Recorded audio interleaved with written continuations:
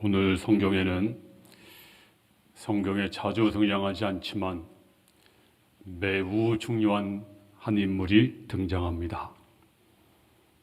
이 사람의 이름은 멜기세덱. 이름도 참 특이하죠.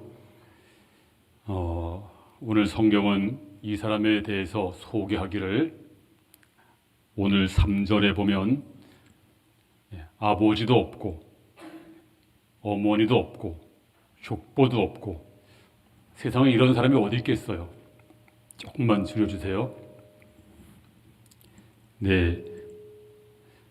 그 다음 족보도 없대요. 또 시작한 날도 없고 조금만 줄이세요. 하울링이 생깁니다. 그러니까 출생한 것도 알 수 없다는 거죠. 그리고 생명의 끝도 없고 하나님의 아들과 닮아서 항상 제사장으로 있느니라. 언제 났는지 언제 죽었는지 도무지 알 수 없는 참으로 신비로운 미스터리한 그러한 사람이다. 그런데 이 사람이 누구냐? 하나님의 아들과 닮았다. 주 예수님과 닮으신 분이다. 다시 말하면 예수님의 그림자다. 이렇게 말씀하고 있습니다. 오늘 본문은 이렇게 시작합니다. 히브리서 7장 1절에 보면 이 멜기세덱은 살렘 왕이요 지극히 높으신 하나님의 제사장이라. 여러 왕을 쳐서 죽이고 돌아오는 아브라함을 만나 복을 빈 자라 그랬습니다. 아브라함이 전쟁을 하고 돌아왔습니다. 돌아오고 있는데 그때 바로 만난 사람이 누구냐? 바로 그때 만난 사람이 바로 아브라함입니다. 바로 멜기세덱입니다. 이 본문의 배경이 바로 창세기 14장입니다. 이 전쟁이 왜 일어났는가 하면 이제 아브라함 주변에 그돌라오멜이라고 하는 왕이 있었습니다. 아주 세력이 크고 아주 강력한 왕이었습니다. 그리고 소돔 왕이 있었습니다. 소돔성을 중심으로 있었던 왕이 바로 소돔 왕이었습니다. 그런데 이 소돔 왕이 그돌라오멜 왕을 섬겼습니다. 아마도 조공을 바쳤을 것입니다. 근데 어떤 날 이 소돔 왕이 내가 이렇게 큰 성을 가지고 있는 왕인데 어떻게 내가 그돌라오멜 왕을 더 섬길 필요가 있겠는가? 그래서 배반을 하고 독립을 선언했어요. 그러니까 이 그돌라오멜 왕이 가만히 있을 리가 없죠. 그래서 소돔 왕을 잡으려고 전쟁을 일으킵니다. 그런데 이 그돌라오멜 왕이 어떻게 전쟁을 했냐면 혼자 한 것이 아니고 자기 주변에 있는 자기 뜻과 함께하는 그 왕들을 모아서 동맹을 맺었습니다. 그래서 동맹군을 이제 창설했고 또 소돔 왕도 이거 안 되겠다. 소돔 왕도 자기 주변에 있는 항상 그돌라오멜 왕에게 핍박받던 왕들을 다 모아서 동맹을 결성했어요. 그래서 그돌라오멜 왕의 동맹과 소돔 왕 동맹 그룹이 이제 동맹 대 동맹으로 전쟁을 하게 되었습니다. 자, 누가 이겼을까요? 소돔 왕이 졌습니다. 대패를 했습니다. 그래서 창세기 14장 11절에 보면 시작. 내 왕이 소돔과 고모라의 모든 재물과 양식을 빼앗아 가고 소돔에 거주하는 아브람의 조카 롯도 사로잡고 그 재물까지 노략하여 갔더라. 자, 그 소돔성에 누가 살고 있었나요? 아브람의 조카 롯이 살고 있었습니다. 자, 소돔 왕이 전쟁에 졌는데 바로 그 성에 살고 있었던 롯도 피해가지 못했습니다. 사로잡히고 또 재산도 다 노략질을 당하고 뺏기고 그랬습니다. 자, 이 소식을 아브라함이 들었습니다. 그냥 있을 수 없잖아요. 친척인데, 핏줄인데. 그래서 아브라함이 자기 수하에 318명이 종이 있었어요. 이 종을 거느리고 전쟁을 하기로 작정합니다. 그런데 이 318명을 가지고 전쟁을 한다는 것은 역부족입니다. 수적으로 완전 절세입니다. 이길 수 없는 전쟁입니다. 그래서 이 전쟁은 무모한 전쟁이라서 이제 아브라함은 어떻게 해야 될까요? 하나님을 온전히 의지하고 이제 한밤중에 기습 작전을 했어요. 다 잠들었을 때 아브라함이 이제 그 적은 소수를 가지고 그 막강한 군대를 기습을 해서 물리쳤습니다. 지금 우크라이나에서 전쟁이 한참 벌어지고 있습니다. 아마 지금도 봉탄이 나르고 아마도 희생되는 사람들이 있을 것입니다. 이 전쟁은 러시아와 그 동맹 벨라루스 그리고 돈바스 지역의 반군들이 하나가 돼서 동맹을 이루어서 전쟁을 합니다. 그리고 우크라이나는 공식적으로 동맹은 없어요. 그런데 서방에서 많은 지원을 받고 전쟁을 하고 있습니다. 우리는 이 전쟁이 빨리 끝나기를 기도해야 됩니다.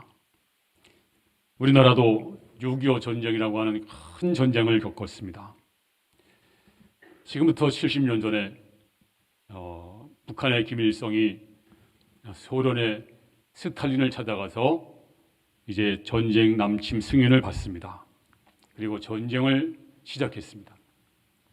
자, 이승만 대통령은 그 당시에 이제 유엔에 이제 도움을 청했습니다. 그 당시 지금도 그렇지만 이 소련은 상임 이사국입니다. 이사국이 한 나라도 반대하면 유엔군을 파병할 수 없다고 합니다. 근데 이상하게도 소련이 불참을 했어요. 기권을 했어요. 그래서 유엔군이 결성이 돼서 한국 전쟁에 참전합니다. 그런데 이 소련이 왜 기권했을까? 여러 가지 설이 있었지만 자세한 건 몰랐습니다. 그러다가 많은 세월이 지난 후에 김영삼 대통령께서 소련을 방문했습니다. 러시아를. 그럴 때 한국 전쟁에 대한 비밀 문서가 공개됩니다. 그 비밀 문서에 보면 스탈린이 이렇게 계획을 세웠습니다. 미국을 한국 전쟁에 참전하게 해서 중국과 전쟁을 하게 해서 발목을 잡아라. 미국의 온 역량, 온 힘을 한국 전쟁에 쏟도록 그렇게 만들었습니다. 자, 이 틈을 이용해서 이제 스탈린은 동유럽, 체코, 폴란드, 유고슬라비아, 또 루마니아, 불가리아 이런 나라를 차례차례 조용히 공산화시켰습니다. 이제 6.25 전쟁 전세가 불리해지니까 김일성이 스탈린에게 전쟁 휴전을 요청합니다. 하지만 이 스탈린이 하나요? 미국을 붙잡아둬라. 안 붙잡아두면 3차 세계대전이 일어난다. 그래서 전쟁 휴전을 허락하지 않습니다. 이래서 울며 겨자 먹기로 전쟁을 계속합니다. 근데 하나님의 은혜로 스탈린이 1953년 3월 1일 갑자기 심장마비로 세상을 떠납니다. 죽었습니다. 이 스탈린 죽자마자 바로 휴전이 돼서 우리가 이제 전쟁을 멈췄습니다. 아마 스탈린이 안 죽었으면 아마 전쟁을 더 오래 했을 거라고 합니다. 근데 6.25 전쟁 사망자만도 수백만 명입니다. 이산가족만 해도 1000만이 넘습니다. 어마어마한 전쟁이었습니다. 인류는 역사를 통해서 끊임없이 전쟁을 경험했습니다. 누가 전쟁을 원하겠습니까? 전쟁을 원하지 않지만 이 역사는 전쟁 역사입니다.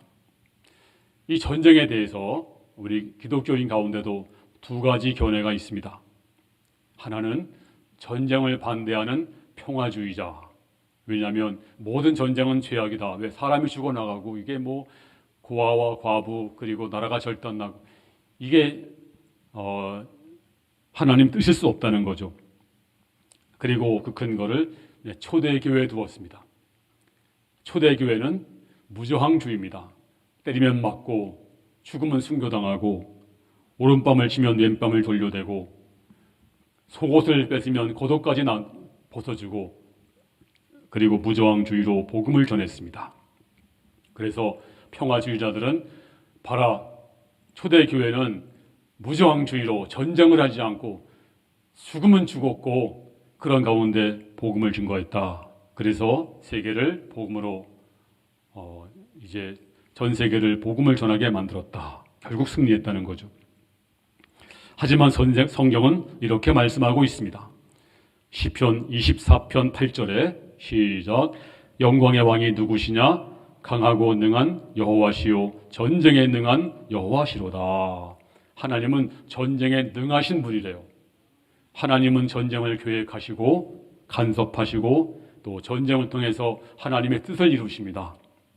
자, 우리가 전쟁을 그렇게 원치 않아도 예수께서 말씀하시기를 마태복음 24장 6절에 난리와 난리 소문을 듣겠으나 너희는 삼가 두려워하지 말라. 무슨 말일까요? 전쟁은 계속될 것이다. 앞으로 세상 끝날 때까지 전쟁은 멈추지 않는다. 그렇습니다. 우리는 지금도 전쟁을 합니다. 이런 말 있죠. 평화를 원하거든 전쟁을 준비하라. 이 말은 4세기에 살았던 폴라비우스 레나투스라는 사람이 한 말입니다. 이 사람은 로마 장군입니다. 평화를 원하거든 전쟁을 준비하라. 이 말에 따라서 인류는 이제 전쟁을 준비했습니다. 군비 확충하고 그리고 무기를 많이 만들었습니다. 무기가 점점 강해지면서 이 무기가 사람만 죽이는 게 아니에요. 우리 생태계를 회복 불가능할 정도로 다 파괴해버리고 말았습니다. 전쟁하면 할수록 가난한 사람은 더 가난해지고 다 죽게 됩니다. 그리고 이익을 챙기는 군수업자들, 로비스트들, 또 선전하는 정치인들은 점점 배가 불러옵니다. 지금도 전쟁을 하는 사람들은 다 노인들입니다. 푸틴이 다 노인이고 세상 얼마 안 남았어. 그런데도 누가 죽나요? 전쟁하면 노인이 전쟁을 결정하고 죽는 자들은 다 젊은이들입니다. 평화를 원하거든 전쟁을 준비하라. 물론 맞는 말입니다. 그런데 강력한 군사력이 물론 평화를 가져다 주겠지만 역사는 그렇게 말하지 않습니다. 역사를 보면 아주 굉장한 강력한 이제 전쟁을 준비한 나라들, 강력한 이제 군비 경쟁을 해서 이긴 나라들이 그냥 있질 않아요. 몸에 근질근질해 가지고 온갖 명분을 만들어서 전쟁을 일으켰습니다. 그래서 전쟁을 일으키는데 그래서 전쟁을 준비한 나라들이 그냥 있지 않았어요. 도리어 전쟁에 휘말리게 됐습니다. 그래서 이 평화를 원하거든 전쟁을 준비하라. 이 말을 이렇게 바꾸어야 됩니다. 평화를 원하거든 전쟁을 중단하라. 이 말은 그렇게 쉬운 일이 아닙니다. 현실은 녹록하지 않습니다. 전쟁을 중단하라. 그렇다고 뚝딱 전쟁이 없어지는 것도 아닙니다. 그런데요, 전쟁하는 이유가 뭔지 아십니까? 전쟁하는 이유는 독재자들이 전쟁을 일으켰어요. 근데 국민들이 그 전쟁을 지지하거나 동의하거나 묵인하거나 최소한 침묵했기 때문에 그 전쟁을 한 것입니다. 그런데 아무리 독재자라도 시민 다수가 반대하고 전쟁 반대 여론이 거세면 함부로 전쟁할 수 없습니다. 그게 바로 미국 월남전입니다. 처음에는 반대가 없었어요. 근데 뜻있는 사람들이 전쟁 반대 운동을 일으켰습니다. 전쟁 반대 시위를 계속 하는데 징집 거부자가 극소수에서 3만 4천 명으로 늘었습니다. 그리고 1972년도에는 전쟁하다가 군인들이 탈영했는데, 전쟁 반대하면 탈영했는데 9만 명이었습니다. 도저히 전쟁할 수가 없죠. 이래서 월남전이 끝났습니다. 지금도 러시아가 전쟁을 하고 있습니다. 어떻게 끝낼 수 있을까요? 이제 전쟁 참전하면 제3차 세계대전 날지 모릅니다. 그래서 우리가 전쟁을 반대해야 됩니다. 모든 나라들이 전쟁을 반대해야 돼요. 그리고 모든 시민들이 전쟁을 반대하고, 그리고 러시아 국민들도 전쟁을 반대해야 됩니다. 그리고 그러면 고립되고 결국 우리 망한다. 그래서 전쟁을 하는 것이 아니고 전쟁을 중단해야 됩니다. 자, 평화주의자가 있는가 하면, 그런가 하면 전쟁을 옹호하는 사람들이 있습니다. 전쟁을 하는 사람, 그 적들이 향해서는 전쟁으로 막을 수밖에 없다. 더 많은 전쟁 준비, 더 많은 군대 비축. 네, 이런 입장도 사실은 위험합니다. 군비 경쟁을 한다고 해서 평화가 이루어지는 것이 아닙니다. 성경은 하나님은 평강의 하나님, 또 우리 주 메시아도 평강의 메시아라고 말씀하고 있습니다. 왜 사람들이 전쟁할까요? 뭐 전쟁할 때는요, 이유가 있어요. 정의를 위하고, 민족을 위하고, 세계를 위하고, 더 밝은 세계, 더 강한 나라, 뭐 새로운 질서, 이런 이론들, 말을 내세우면서 전쟁을 정당화합니다. 근데요, 전쟁을 정당화하는 것은 잘못된 것이고요. 사실은 성경이 말하기를 왜 전쟁을 하느냐? 야고보서 4장 1절에 나와 있습니다. 야고보 4장 1절 시작. 너희 중에 싸움이 어디로부터, 다툼이 어디로부터 나느냐? 너희 지체 중에서 싸우는 정욕으로부터 나는 것이 아니냐? 네, 왜 전쟁을 하는지 아세요? 네, 정욕 때문이다. 욕심 때문이다. 사실은 남을 죽이고 내가 더 가지려고 전쟁하는 거예요. 걸프전도 왜 걸프전 벌어진지 아세요? 많은 분들이 그래요. 석유 때문에 전쟁한 것이다. 석유 차지하려고. 남은 죽여도 내가 살기 위해서 전쟁하는 것입니다. 왜 전쟁하나요? 욕심 때문에, 정욕 때문에. 자, 우리가 이 전쟁을 어떤 관점에서 봐야 될까요?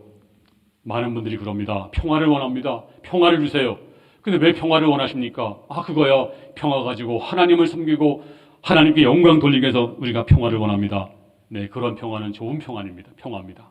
근데 평화가 찾아오면 그 평화 가지고 하나님께 방종하고 죄 짓고, 그리고 하나님께 욕을 돌리고, 그리고 주의를 범하고 죄 짓는다면 그 평화는 사실 저주입니다. 이래서 성경에 보면 하나님을 떠나고 범죄했을 때 하나님을 깨우치기 위해서 전쟁을 허락했어요. 이게 바로 사사기입니다. 그러므로 우리는 하나님이 우리를 잠들어 깨우기 위해서 전쟁을 허용하신다. 우리가 정신을 차려야 됩니다. 하지만 목사님, 이 전쟁을 통해서 얼마나 많은 사람들이 죽는지 아세요? 그 무고한 생명들이. 그래도 전쟁을 정당화하십니까? 물론 여러분, 인간의 영혼이 귀한 것이지 육체가 귀한 것이 아닙니다. 하나님 떠난 육체는요, 성경에 말하기를 고깃덩어리에 불과하다. 그래서 육체를 멸하시고 우리 영혼을 거두어갈 때가 있습니다. 자, 마태복음 10장 28절 시작. 몸은 죽여도 영혼은 능히 죽이지 못하는 자들을 두려워하지 말고 오직 몸과 영혼을 능히 지옥에 멸하실 수 있는 이를 두려워하라. 그렇습니다. 몸은 죽여도 영혼은 능히 죽이지 못한다.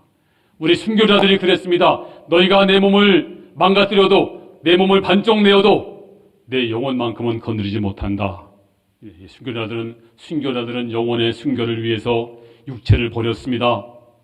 그래서 우리는 이런 식의 전쟁, 왜 평화를 구하십니까? 정말 진실한 평화, 하나님이 기뻐하는 평화를 위해서 우리가 평화를 구해야 될 줄로 믿습니다. 자, 오늘 본문에 보면 이제 아브라함이 4명의 왕과 싸워서 이제 그 아돌라 오멜이라는 영화 싸워서 이겼습니다. 자, 이제 돌아오는 길입니다. 자, 7장 1절 시작. 이 멜기세덱은 살렘 왕이요 지극히 높으신 하나님의 제사장이라 여러 왕을 쳐서 죽이고 돌아오는 아브라함을 만나 복을 빈 자라. 이제 이 멜기세덱이 등장합니다. 자, 이 멜기세덱이 어떤 사람이었는가? 자, 오늘 2절 말씀 보면 시작. 아브라함이 모든 것의 10분의 1을 그에게 나누어 주니라. 그 이름을 해석하면 먼저는 의의 왕이요 그 다음은 살렘 왕이니 곧 평강의 왕이요. 자, 여기서 멜기세덱을 왕으로 소개하고 있는데 두 가지 왕이었어요. 두 가지 왕. 먼저는 무슨 왕? 의의 왕입니다. 의의 왕. 멜기는 왕, 세덱은 의, 이런 뜻입니다. 그래서 의의 왕, 멜기세덱은 의의 왕. 근데 성경이 말하기를 사람 중에는 의인이 하나도 없습니다. 다 죄인입니다. 로마서 3장 10절에 기록된 바 의인이 없나니 하나도 없으며 그렇습니다. 아무도 의인이 없습니다. 근데 오직 유일하게 누가 의인입니까? 바로 예수님만이 의인인 줄로 믿습니다. 의로운 분이신 줄로 믿습니다. 예수 믿으면 그분의 의가 내게로 전가되는 거예요. 이건 법적으로 인정해 주는 겁니다. 너희가 의롭지 않지만 너희가 나를 믿음으로 말미암아서 이제부터 의로운 자가 되었다. 그래서 저와 여러분도 의로운 자가 된 줄로 믿습니다. 할렐루야. 그 다음에 이 멜기세덱이 무슨 왕이었나요? 오늘 2절에 보니까 그 다음은 살렘 왕이니 곧 평강의 왕이요. 살렘은 예루살렘을 말하는 겁니다. 예루살렘 할 때 살렘이고요. 또 샬롬 할 때 살렘이에요. 같은 말입니다. 그래서 샬롬이 뭐예요? 평강, 평화, 화평. 안녕 친구여 편히 가시오 샬롬 샬롬. 네, 샬롬은 평화인데요. 근데 우리 인간 중에 평화가 있을까요? 없습니다. 오직 주님만이 평강의 왕이신 줄로 믿습니다. 주님이 탄생할 때 누가복음 2장 14절에 사람들 중에 평화로다. 바로 평강의 주님이셨습니다. 예수 믿으면 가장 먼저 오는 게 마음의 평강이에요. 마음의 평강. 이번에 오미크론 때문에 정말 한 주 한 주가 살얼음판이고 정말 힘들고 지금도 힘들고 한 주도 편한 날이 없어가지고 하나님 언제 끝나겠습니까? 언제? 들려온 소식은 암담하고 또 성도들도 걸린 분이 더러더러 계시고 근데 오늘 이 말씀을 준비하면서 그래 하나님께 맡기자. 그랬더니 마음의 평안이 왔어요. 오늘 저와 여러분에게 하나님의 평강이 임하기를 바랍니다.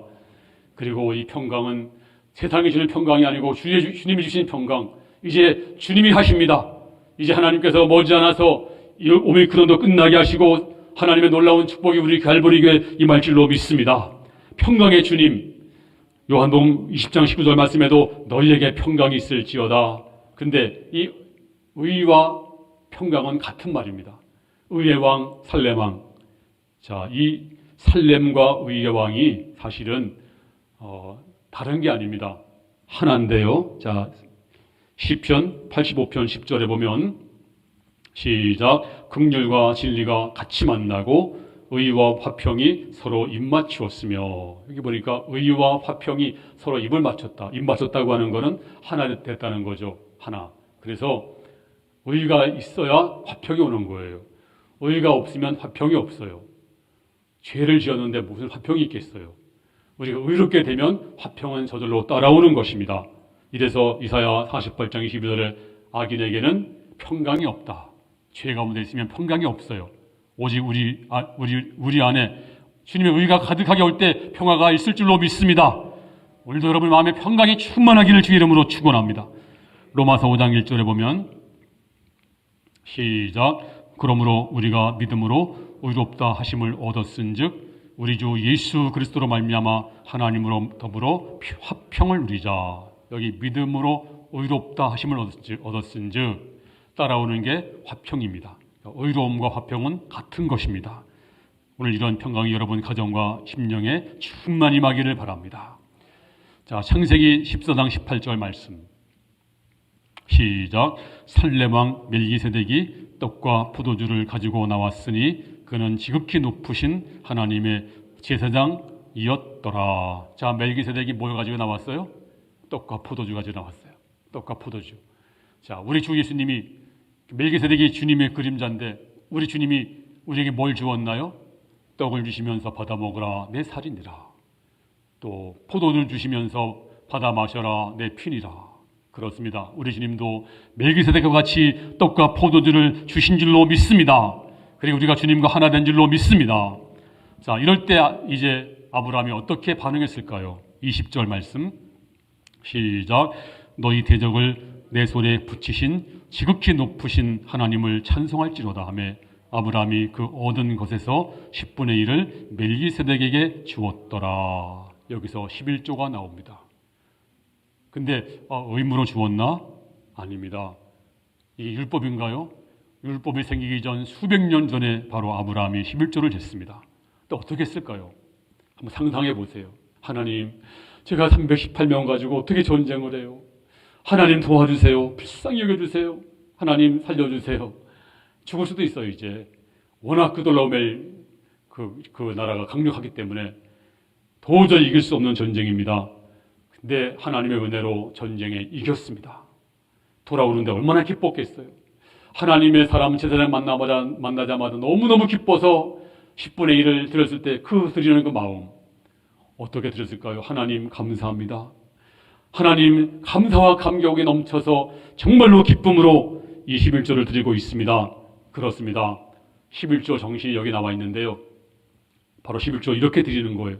뭐 10분의 1 뚝 떼서 드리는 것이 아니에요. 하나님, 나 같은 죄인에게 예수 믿게 하시고 구원받게 하시고 하나님 자녀 삼아주시고 이렇게 살게 하시니 감사합니다. 어떻게 제가 감히 11조 드리겠습니까? 하나님의 드리라 하심으로 제가 감히 황송한 마음으로 드리겠습니다. 주여 감사합니다. 눈물과 감격을 드리는 것 바로 이것이 11조입니다. 여러분들이 다 그렇게 드릴 수 있기를 바랍니다.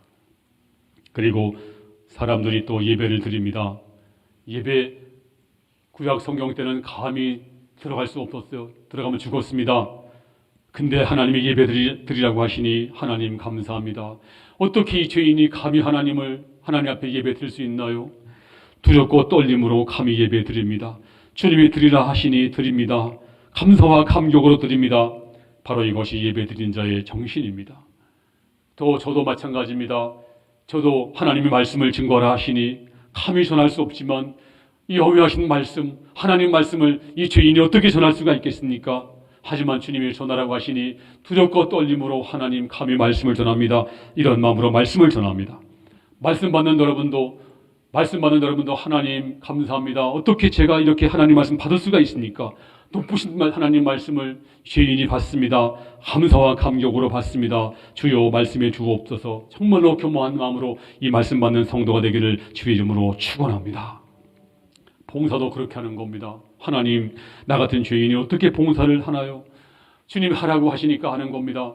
이렇게 겸허한 마음으로 나갈 때 하나님이 아브라함의 정신, 아브라함의 믿음이 여러분에게 함께 하시면 그 복을 여러분도 다 받아 누릴 줄로 믿습니다. 아브라함 받은 복을 다 받아 누릴 수 있기를 바랍니다. 평강이 임할 수 있기를 바랍니다. 아브라함에게 주셨던 그 떡과 포도주가 우리에게도 임한 줄로 믿습니다. 여러분들 감사와 감격으로 주 앞에 귀한 예물 드리고 그리고 감사와 찬양을 드리는 성도가 되기를 주 이름으로 축원합니다.